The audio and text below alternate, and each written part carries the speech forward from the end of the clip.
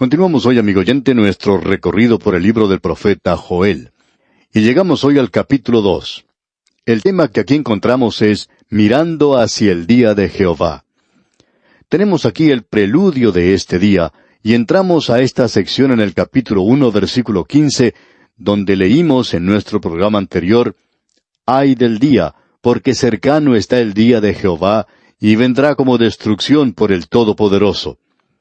A propósito, cuando entramos a esta pequeña profecía, dijimos que encontraríamos que el día de Jehová se menciona en realidad 6 veces, 5 veces por nombre, y luego es llamado aquel día.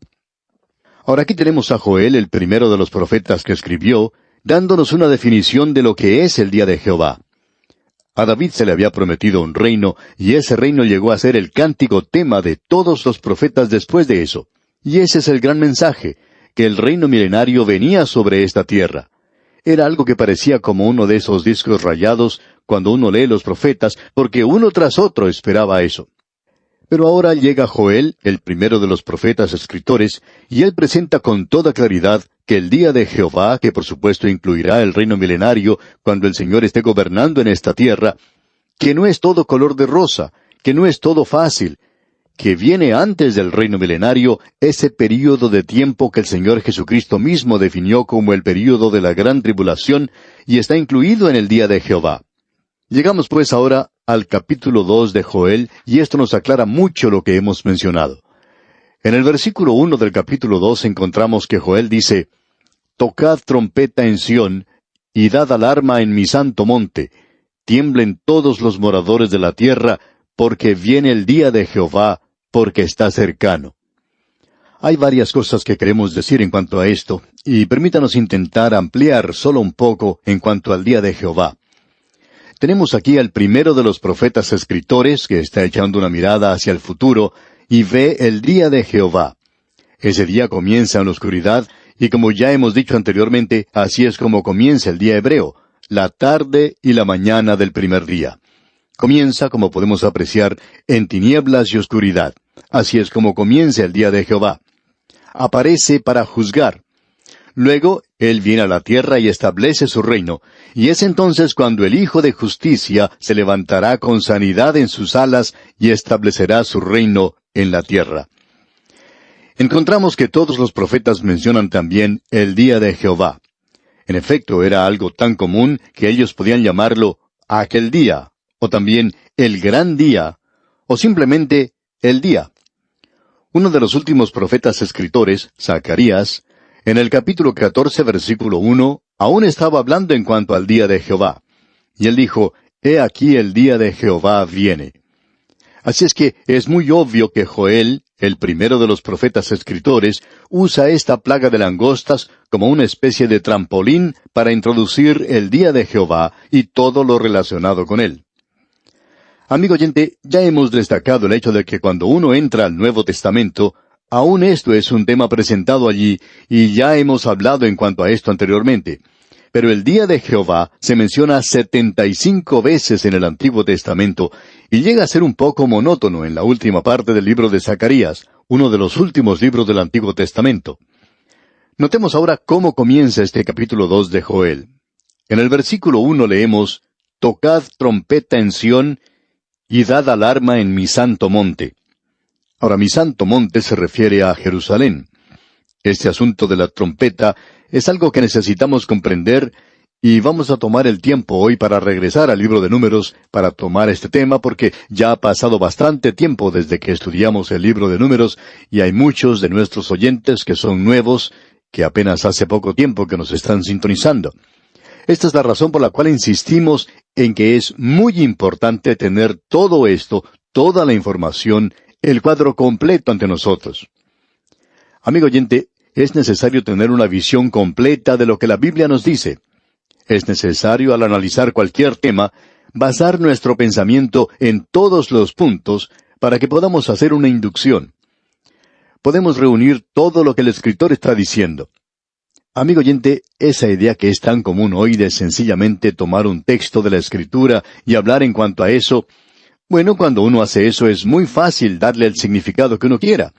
Uno puede tomar cualquier frase de la Biblia de esa manera. El Dr. Warfield llama a esto torturar un texto. Y eso es lo que pasa con muchas porciones. Pero es necesario, amigo oyente, que comprendamos lo que él quiere decir aquí con esto de tocad trompeta en Sión. Cuando los hijos de Israel comenzaron su jornada a través del desierto, Dios hizo que ellos construyeran 2 trompetas de plata. Y él le dio instrucciones a Moisés de cómo hacerlo. Eso lo encontramos allá en el capítulo 10 del libro de Números. Quisiéramos leer lo que dicen los primeros 2 versículos de ese capítulo 10 del libro de Números. Escuche usted. Jehová habló a Moisés diciendo, Hazte 2 trompetas de plata, de obra de martillo las harás, las cuales te servirán para convocar la congregación y para hacer mover los campamentos. Cuando ellos se encontraban en el desierto, Dios utilizaba esas trompetas para hacer mover a la gente en ese viaje tan extenso. Cuando se tocaba la trompeta por primera vez, era señal de que todo el mundo se debía preparar para marchar. Luego, cuando la nube se levantaba y empezaba a salir, entonces ellos desarmaban el tabernáculo, e inmediatamente después se volvía a tocar la trompeta, y Moisés y Aarón partían al frente de la tribu de Judá. Luego el arca iba delante de ellos, porque la nube ya avanzaba sobre el campamento. Cada sección, cada área en los 4 lados, 3 tribus a cada lado, avanzaban. Y ellos partían cuando se tocaba la trompeta. En realidad se tocaba la trompeta 7 veces. Cuando uno llega a leer el libro de Apocalipsis, allí también vemos que se toca la trompeta, y hay muchos que opinan que eso es para la iglesia. Ahora, la iglesia no escuchará el sonar de la trompeta.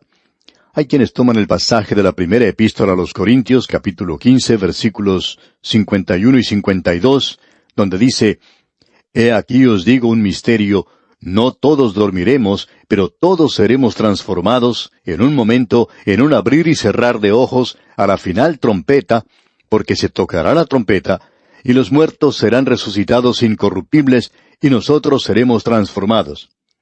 Ahora, ¿a qué se refiere la final trompeta allí? Bueno, hay algunos teólogos hoy que tratan de identificar esto con la 7ª trompeta en Apocalipsis, pero no hay nada que sugiera que es esa trompeta. Para comenzar, no hay ninguna trompeta en relación con la iglesia. Cuando estudiamos la primera epístola del apóstol Pablo a los tesalonicenses, vimos que en el capítulo 4, versículo 16 dice, Porque el Señor mismo, con voz de mando, Él viene personalmente, Él es el que da la voz de mando. Luego dice, con voz de arcángel. Él no necesita ningún arcángel para que le ayude a llevar a los suyos. Su voz, por su majestad, su dignidad y autoridad, será como la voz de un arcángel. Cuando Él dijo, Lázaro, ven fuera, Lázaro salió. Y cuando Él llame a su iglesia, ellos irán. La gran mayoría ya ha pasado a través de la muerte, y sus cuerpos que están dormidos a través de este mundo en el día de hoy, serán llamados por Él al tocar de la trompeta. Y a alguien se le ha ocurrido que quizá Gabriel vaya a tocar una trompeta. Bueno, Gabriel ni siquiera tiene una trompeta, y si la tuviera, no la sabría tocar. Aquí se refiere, amigo oyente, a la voz del Señor, cuando Él descenderá del cielo con voz de mando, con una voz como de arcángel y la trompeta de Dios. O sea, su voz será como una trompeta. Alguien nos puede decir, ¿y ustedes saben eso? Sí, amigo oyente, lo sabemos. Alguien nos dijo hace algún tiempo que nosotros éramos dogmáticos. Bueno, lo somos cuando tenemos el apoyo de las Sagradas Escrituras. Ahora se puede leer junto con nosotros allá en el libro de Apocalipsis, capítulo 1, versículo 10. Allí encontramos a Juan en la isla de Patmos, y él tiene una visión. Y él dijo, Yo estaba en el Espíritu en el día del Señor, y oí detrás de mí una gran voz como de trompeta. ¿Una gran voz como de trompeta? Sí, así dice. Y él dijo, y me volví para ver la voz que hablaba conmigo. ¿Y qué fue lo que él vio? Escuche usted. A Cristo glorificado. Era su voz. Amigo oyente, esa final trompeta que se menciona allá en la primera epístola a los Corintios no tiene nada que ver con la de Apocalipsis. Es su llamado a la iglesia, y es su último llamado a la iglesia. La iglesia ya ha sido completada. Él la saca de este mundo. Las 7 trompetas que se mencionan son identificadas con la nación de Israel, y es su voz que es como una trompeta. La iglesia no tiene una trompeta hoy, a no ser que usted vaya a interpretar una composición musical en su iglesia con la trompeta. Y eso está bien, pero no tiene nada que ver con esto. Ahora Dios le dio a Israel esas trompetas. ¿Y cómo van a ser utilizadas? Bueno, en la marcha por el desierto, cuando Moisés quería reunir a toda la gente, a los ancianos, para hacer algún anuncio, para darles algunas instrucciones, bueno, él llamaba a los trompetistas para que tocaran las trompetas. Y si se tocaba de cierta manera, entonces tenía cierto significado. Notemos lo que él dice en el versículo 3 del capítulo 10 de Números.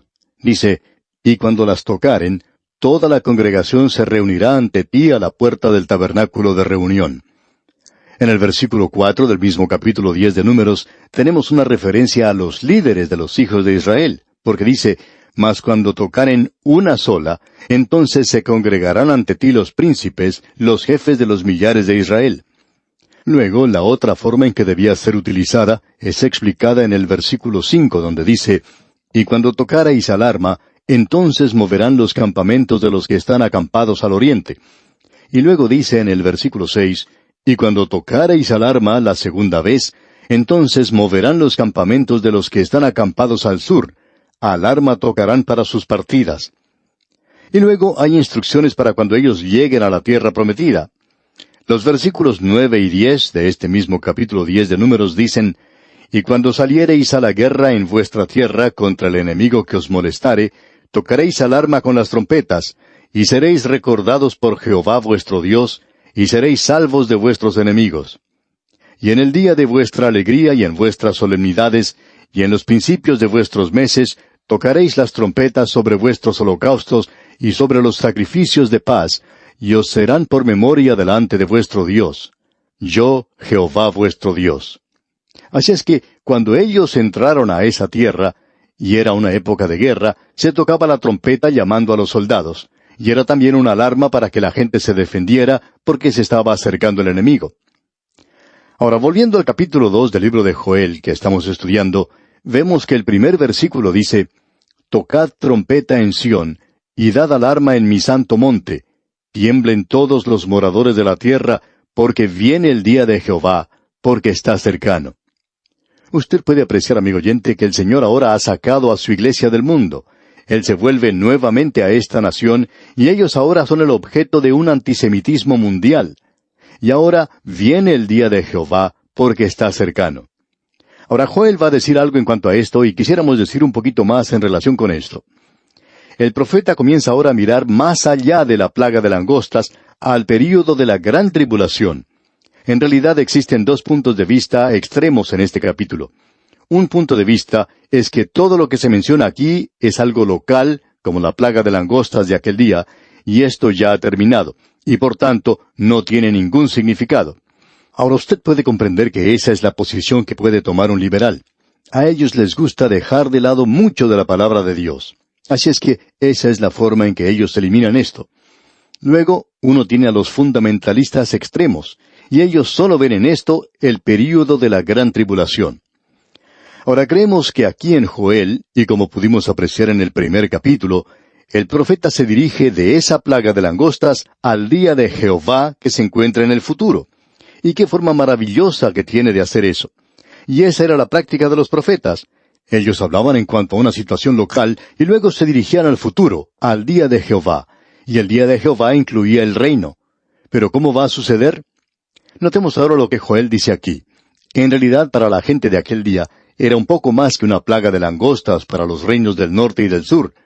El ejército de Asiria se estaba acercando, y él definitivamente avanza tanto porque al comienzo del versículo 20 está diciendo, «Y haré alejar de vosotros al del norte».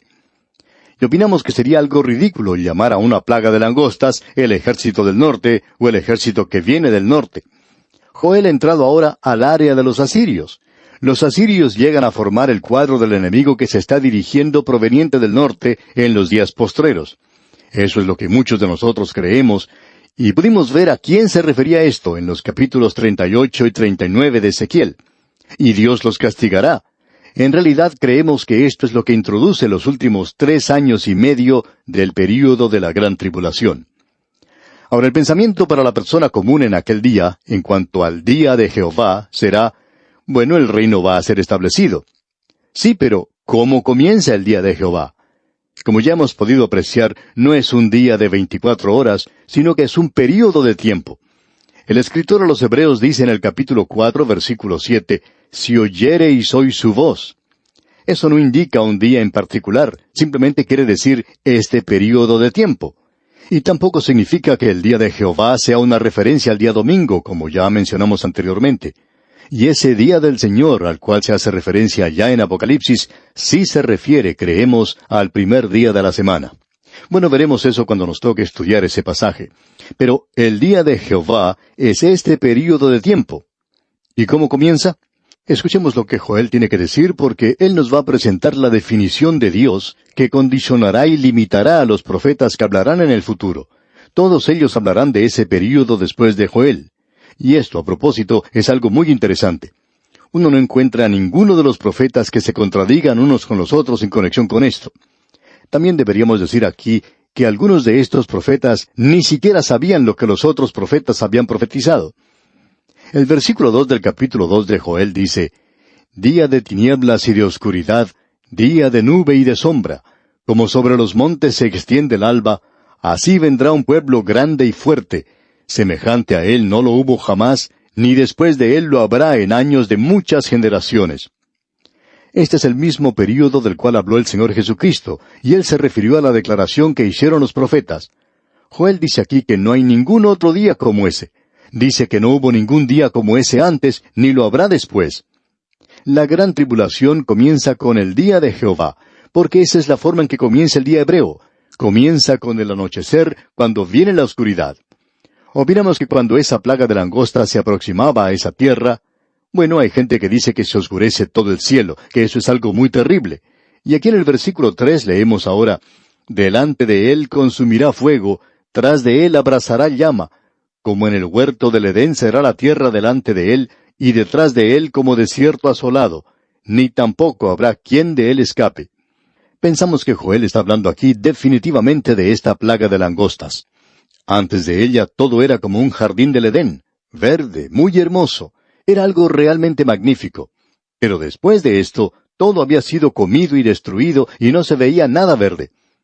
El comienzo del día de Jehová sobre la tierra será así. Cuando los 4 jinetes del Apocalipsis recorran el mundo, habrá una época de hambre, una época de grandes plagas sobre la tierra, y de un solo corte, una 1/4 parte de la población del mundo desaparecerá. En otra ocasión, una 1/3 parte es quitada. Uno habla de reducir la población. Bueno, el período de la gran tribulación lo va a hacer. Ahora el versículo 4 de este capítulo 2 de Joel dice, «Su aspecto, como aspecto de caballos, y como gente de a caballo correrán». Y como indicamos en nuestro programa anterior, cuando uno observa las langostas, puede apreciar que la cabeza de ellas se parece mucho a la cabeza de un caballo. Deberíamos decir que la palabra italiana que expresa langosta indica un caballo pequeño. Ahora en el versículo 4 se nos indica que se parecerán a los caballos. Leamos este versículo 4. «Y como gente de a caballo correrán». Y ahora en el versículo 5 dice, «Como estruendo de carros saltarán sobre las cumbres de los montes, como sonido de llama de fuego que consume hojarascas, como pueblo fuerte dispuesto para la batalla». No podemos avanzar más hoy, pero vamos a tomar esto, Dios mediante, en nuestro próximo programa, y hablaremos de lo que dice el libro de Apocalipsis, porque allí se habla del tocar de la 5ª trompeta, y eso es algo interesante.